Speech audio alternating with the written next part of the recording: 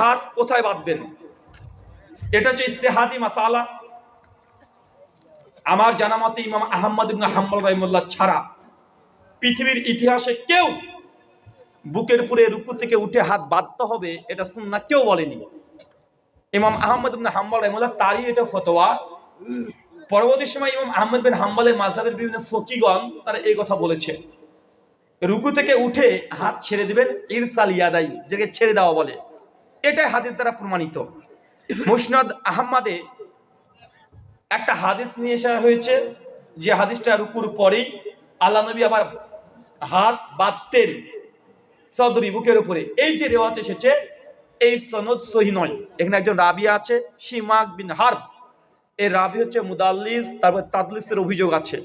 আল্লামা শেখ নাসিরউদ্দিন আলবানী রাহিমাহুল্লাহ তার সিলসিলা হাদিস যায়িফ আল মাওজুআতে এই রাবির উপরে অভিযোগ করেছে যে তাদলিস করতেন। আর মুদাল্লিস রাবি যদি আনাদি হাদিস বর্ণনা করে, হাদাসানা বা সামিউতু যদি শব্দ ব্যবহার না করে, সে হাদিস যায়িফ হয়। এই জন্য রুকু থেকে উঠে বুকে হাত বাঁধার হাদিস সহিহ সূত্রে প্রমাণিত নয়। তবে এই আমলটাকে বেদাত বলা যাবে না। কেন? এটা ইস্তেহাদি মাসালা। কথা বুঝতে পারছেন? এটা ইস্তেহাদি মাসালা, ছেড়ে দেওয়া এটাই উত্তম, এটাই সুন্নাত। কেউ যদি বাঁধে জাস্ট জায়েজ হতে পারে, তো এটা সুন্নাহ নয়। বিস্তারিত জানার জন্য আমার লেখা একটা বই আছে, আহলে হাদিস হানাফি দ্বন্দ্ব নিরসন। 35টা মাসালার দ্বন্দ্বের সমস্যার সমাধান করা হয়েছে।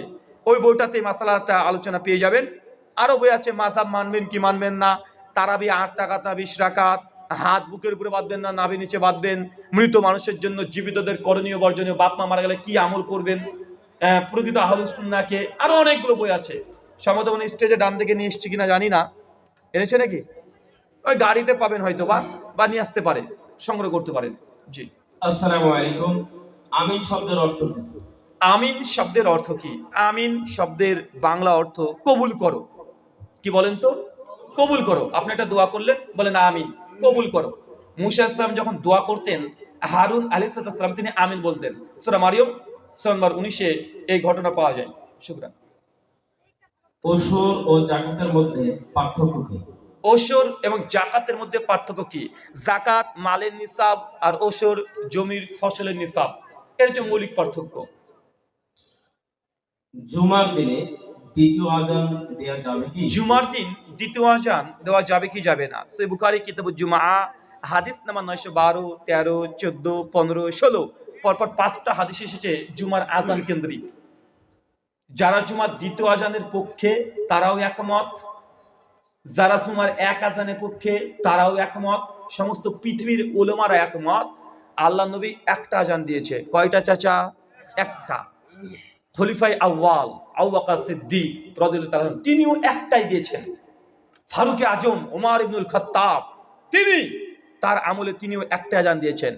ওসমান বিন আফফান তৃতীয় খলিফা নবী জামাই, তিনিও তার খিলাফতের অর্ধ খিলাফত প্রায় 6 বছর লাগাতার একটাই আযান দিয়েছে। আলী বিন আবি তালেব তিনিও একটাই আযান দিয়েছে। চাচা কি বুঝলেন বলেন তো এখান থেকে? আল্লাহ নবী কয়টা দিয়েছে? এই মাসলা একটু লম্বা করে বলবো, কেন এটা আহলে হাদিসের মধ্যে সমস্যা আছে।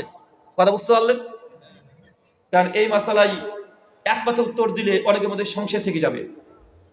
আল্লাহ নবী কয়টা আযান দিয়েছে চাচা?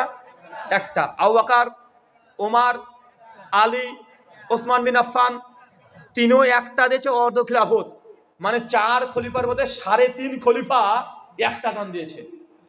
3.5 খলিফা বুঝলেন না? 3.5 খলিফা। আল্লাহ নবী স্বয়ং একটা দিয়েছেন।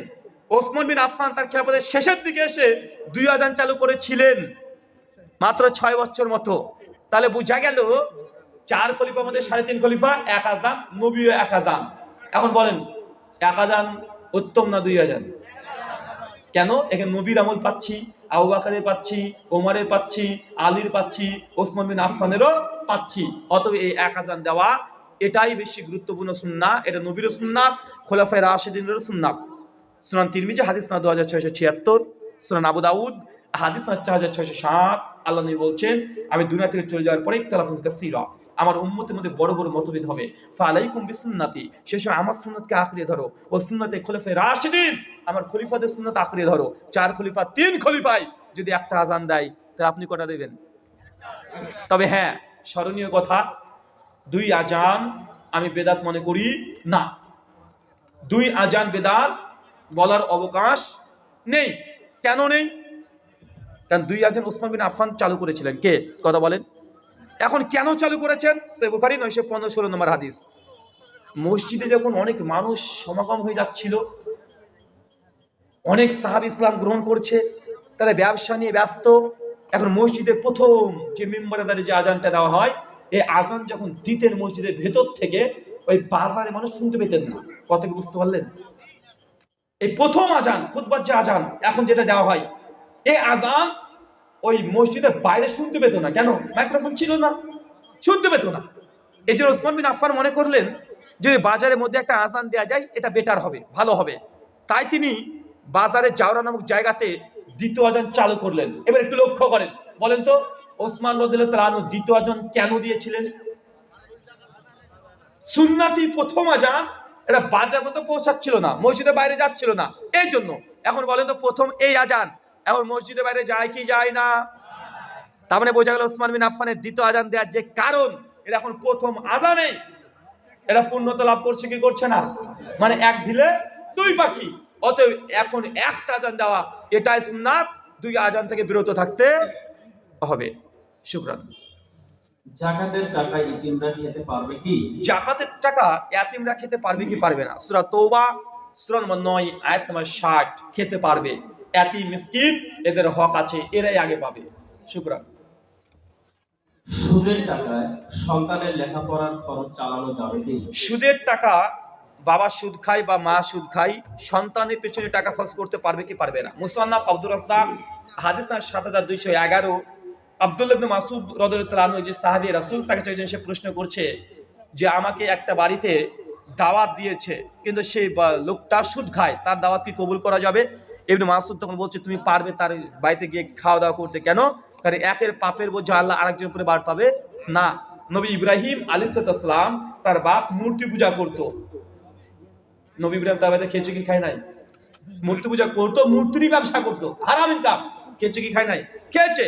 তো একজন ছেলে যতক্ষণ পর্যন্ত নাবালক আছে, নিজে থেকে ইনকাম, সোর্স অফ ইনকাম তার নেই, ততদিন পর্যন্ত বাবার নেতৃত্বে চলবে, ততদিন সে খেতে পারবে। সূরা আম্বিয়া 51, 52, 53 নম্বর আয়াতগুলো খুলে দেখেন, নবী ইব্রাহিমের ঘটনাটা পেয়ে যাবেন। শুকরান। এই প্রশ্নটা একটু অস্পষ্টতা রয়েছে, তারপরে বলছি, নাভির নিচে হাত বাঁধা, ফরজ নামাজের পর সম্মিলিত মোনাজাত ইত্যাদি। এটা মনে হয় প্রশ্নটা হতো যে নাভির নিচে হাত বাঁধা যাবে কিনা, অথবা সম্মিলিত মোনাজাত করা যাবে কিনা। নিচের লাইনটা ক্লিয়ার করে দাও, এটা আলাদা প্রশ্ন। এটা হলো কোন শক্ত দলিলের ভিত্তিতে আজও মাদ্রাসায় শেখানো হচ্ছে? প্রশ্নটা ক্লিয়ার না? বাংলা ভাষা এটা আচ্ছা, কি লিখেছে রে ভাই? ডিকশনারি বসতে হবে। নাভি নিচে হাত বাঁধা, ফরজ নামাজের পর সম্মিলিত মুনাজাত ইত্যাদি ইত্যাদি। প্রশ্ন, কোন শক্ত দলিলের ভিত্তিতে আজও মাদ্রাসায় শেখানো হচ্ছে? ও বুঝেছি, মানে প্রশ্নের 2 নম্বরটাই মুনাজাতের দলিল কোন শক্ত আছে কি নাই, আর নাভি নিচে হাত বাঁধা, এটা আমার অবগতিতে আমার একটা লেখা বই আছে, সালাতে হাত বাঁধার বিধান। বইটা উর্দুতে ছিল, উর্দু। আমাদের উস্তাদ শেখ কেফাতুল্লাহ সেনাব আলী হাফেজাহুল্লাহ তিনি বইটা উর্দুতে লিখেছিলেন, 950 পৃষ্ঠা। উর্দু বইটার নাম ছিল সিনে পার হাত বাঁধনা। তো ওই বইটাকে বাংলাতে অনুবাদ মুক্তাসার করা হয়েছে, এই বইটা।